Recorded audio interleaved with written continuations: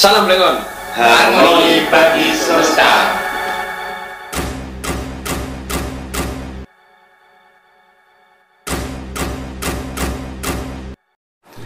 Assalamualaikum warahmatullahi wabarakatuh.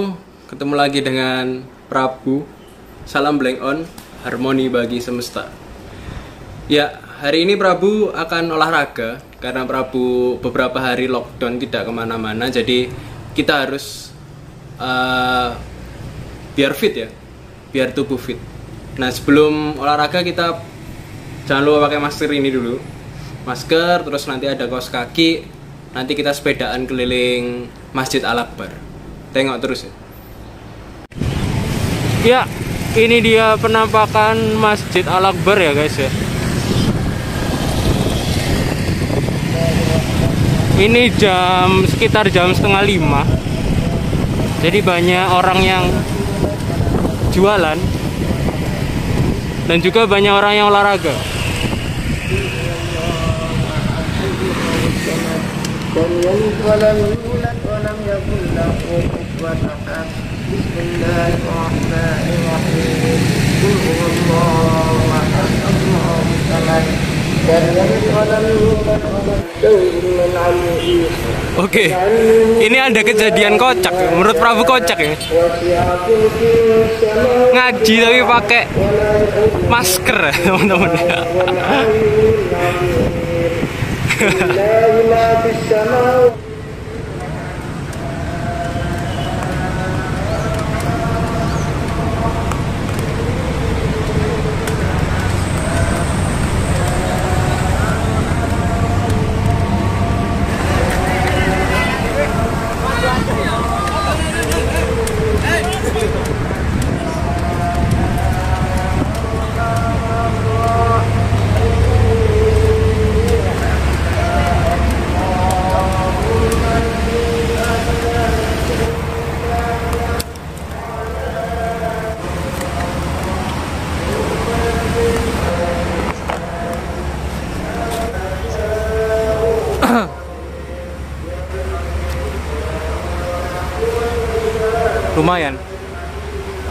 lumayan kopios.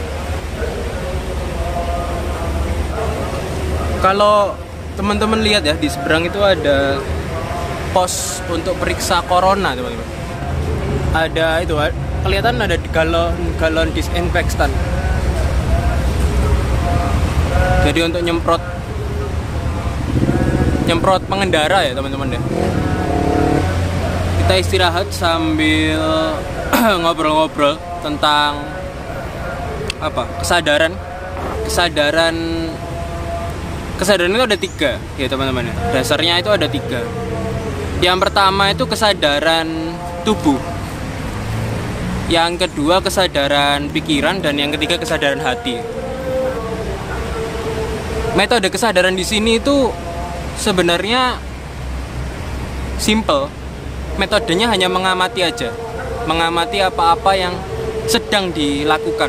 Jadi misal kalau kesadaran tubuh itu kita mengamati tubuh, mengamati lah, maksudnya sadar bahwa tubuh kita bergerak. Jadi kita nggak kayak robot, kita benar-benar menggerakkan sesuatu ini, tidak spontan ya, tidak otomatis, tapi kita berusaha menyadari gerakan-gerakan yang ada di tubuh kita. Sekarang kita fokus ke kesadaran tubuh aja teman-teman ya bahasannya. Nanti next mungkin kita akan masuk ke level-level berikutnya, kesadaran pikiran dan kesadaran hati. Kesadaran tubuh simple. Kalian mengamati setiap apa yang tubuh lakukan. Setiap apa yang tubuh lakukan kalian amati. Contoh ya, misalkan tadi Prabu sepedaan olahraga sepedaan, mati setiap genjotannya. Genjotannya, setiap noleh kanan noleh kirinya Prabu amati terus. Prabu sadar dengan sepenuhnya bahwa Prabu sedang bersepeda, Prabu sedang memegang handphone saat ini, Prabu sedang berbicara A, B, C, Prabu sedang melihat sana, melihat sini dan sebagainya. Itu diamati terus ya. Banyak yang ngeliatin. Emang vlog di sini emang jarang ya, YouTuber di sini tuh jarang. Jadi diamatin terus aja kalau ada orang yang ngeliat. Contoh lagi. Kalian sekarang mengamati video ini ya. video ini kalian amati, harus sadar kalau kalian sedang duduk sekarang atau sedang memegang handphone kalian, sedang mengamati apa-apa yang Prabu sampaikan, apa-apa yang kalian lihat. Kalian sadar, bukan sadar apa ya? Bukan sadar misalkan sadarnya ini lebih ke esensi ya teman-teman ya. Menyadari bahwa diri ini sedang gitu. Jadi bukan hanya sedang doang. Misalkan sedang menonton TV, sedang menonton YouTube virologi, sedang bersepeda, bukan gitu. Aku sedang. Jadi ada akunya di situ, ada subjeknya. Yang menekankan si subjek ya teman-teman ya, bukan si objek. Jadi benar-benar kita mengamati apa-apa yang diamati subjek. Jadi kita menjadi subjek. Kenapa? Karena selama ini kita itu selalu larut dalam aktivitas kita. Kita selalu larut dalam aktivitas kita dan kita tidak menyadari bahwa kita itu sedang melakukan aktivitas itu. Ini itu ya, di luar konteks bahwa dunia ini fana, kita itu fana, itu nanti dulu ya teman-teman. Itu level lanjut ya. Karena kalau nggak memahami level dasarnya, tidak memahami esensial fana. Sebenarnya fana itu tidak seperti itu, tidak semudah ucapan ya teman-teman. Harus ada pengalaman. Jadi pengalaman fana, pengalaman ketiadaan itu harus ada setelah pengalaman keadaan. Setelah pengalaman keberadaan itu harus ada. Jadi kalau kalian belum pernah merasakan benar-benar ada, kalian tidak bisa mengatakan bahwa diri kalian fana. Jadi kalian harus mengatakan bahwa diri kalian ada dulu. Baru kalian mengatakan bahwa semua itu fana, hanya Tuhan yang ada. Bahwa kita esensinya adalah Tuhan dan sebagainya. Itu level lanjut menurut Prabu. Level dasarnya ya kita mengamati setiap tubuh kita dulu. Kita mengamati setiap tindakan kita dulu. Contoh lagi.